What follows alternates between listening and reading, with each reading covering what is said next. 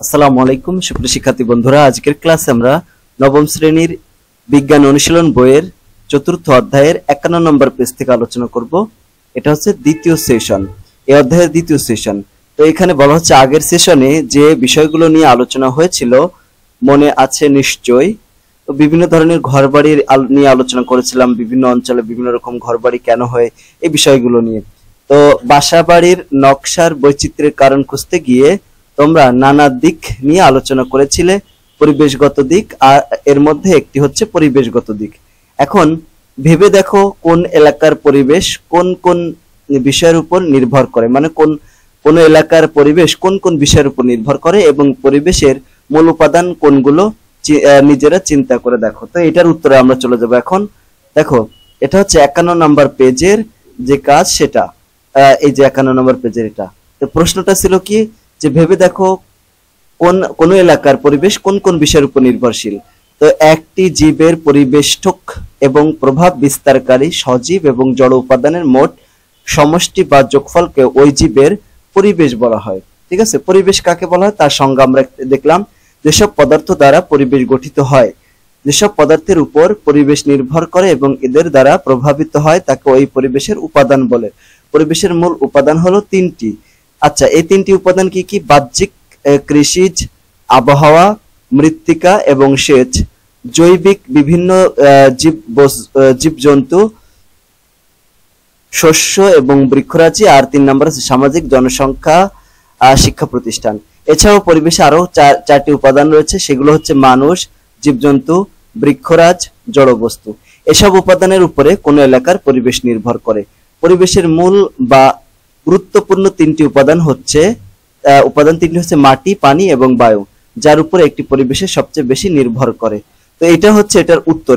এই যে এইগুলো হচ্ছে এটার উত্তর। কোনটার উত্তর? এখন ভেবে দেখো তো কোন এলাকার পরিবেশ কোন কোন বিষয়ের উপর নির্ভর করে, পরিবেশের মূল উপাদান কোনগুলো নিজেরা চিন্তা করে লেখো। তো আমরা এটা উত্তর লিখে ফেললাম। এখন 52 নম্বর পেজে প্রথমে বলা হয়েছে যে ভূমিরূপ এবং পরিবেশ কেমন হবে তা অনেকখানি সেই এলাকার পানির প্রাপ্যতার উপর নির্ভর করে। মানে পানি মানে সহজে পাওয়া যায় নাকি পানি আসলে পাওয়া যায় না। মনে করো মরুভূমিতে সহজে পানি পাওয়া যায় না, তাহলে সেখানকার পরিবেশ যেমন আমাদের দেশে যেখানে পানি সহজে পাওয়া যায় সেখানকার পরিবেশ আলাদা, অন্যরকম। অনুসন্ধানী পাঠ বই থেকে ভূমিরূপ অধ্যায় বের করো, দলে বসে পানি বিষয়ক অংশটুকু পড়ে নাও এবং নিজেরা আলোচনা করো। পড়া হয়ে গেলে শিক্ষক সহ ক্লাসের বাকিদের সবার সাথে আলোচনা করো, নিজেরা আলোচনা ভিত্তিতে নিচের প্রশ্নের উত্তর দাও। নিচের যে প্রশ্নটা এখানে আমাদের লিখতে হবে সেটা হচ্ছে, শহর অঞ্চলে জলবদ্ধতা সৃষ্টি হয় কেন বা জলবদ্ধতা বেশি হয় কেন? দেখো যারা শহর অঞ্চলে বসবাস করো, তাই না, ঢাকা, চট্টগ্রাম সহ যে যারা শহর এলাকায় বসবাস করো, দেখবা যে বৃষ্টি হলেই এখানে প্রচুর পরিমাণ কোথাও হাঁটু পানি, কোথাও দেখবা যে গলা পানি সৃষ্টি হয়ে যায়। হ্যাঁ, রিক্সা চলে না, আবার এরকম একটা পরিবেশ মনে হচ্ছে একদম গ্রামের যে বিল সেই বিলের মতো মনে হয়। এটা কেন হয় আমরা সেটার উত্তরে চলে যাব। এটা হচ্ছে 52 নম্বর পেজ। শহর অঞ্চলে জলবদ্ধতা বেশি হয় কেন?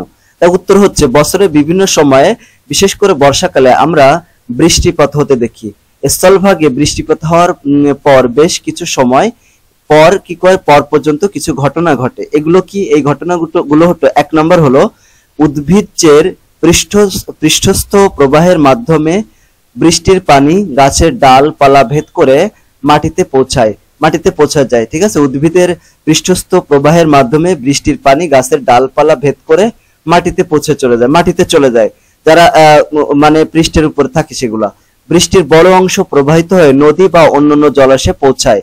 একে কি বলা হয়? দেখো, একে বলা হয় পৃষ্ঠীয় প্রবাহ বলা হয়। একে বলা হয় পৃষ্ঠীয় প্রবাহ। 3 নম্বর, কিছু পানি ভূপৃষ্ঠ মাটির ভেতরে প্রবেশ করে, একে বলা হয় অনুপ্রবেশ। এখন মাটিতে যে পানি পড়ে তার বড় অংশ শিলার ফাটল বা ফাঁকা স্থান দিয়ে ভূ অভ্যন্তরে প্রবেশ করে, কিন্তু শহর অঞ্চলে অধিকাংশ এলাকা কংক্রিট দ্বারা ঢাকা থাকে, যার কারণে ভূমিতে সেই পানি পতিত পানি অনুপ্রবেশের মাধ্যমে ভূ অভ্যন্তরে প্রবেশ করতে পারে না, মানে মাটির ভিতরে চলে যেতে পারে না, যেহেতু এটা পিচ ঢালাই করা বা কনক্রিটের তৈরি, এর জন্য। অন্যদিকে শহরে অধিকাংশ এলাকার বহুতল ভবন থাকায় পানি প্রবাহের মাধ্যমে নির্দিষ্ট নদী বা জলাশয়ে পৌঁছাতে পারে না। যার কারণে একটু বৃষ্টি হলে শহরে কি হয়, জলাবদ্ধতার সৃষ্টি হয়। এছাড়া শহরের ছোট বড় জলাশয়গুলো ভরাট করে ভবন নির্মাণের জন্য জায়গা বের করা হয়।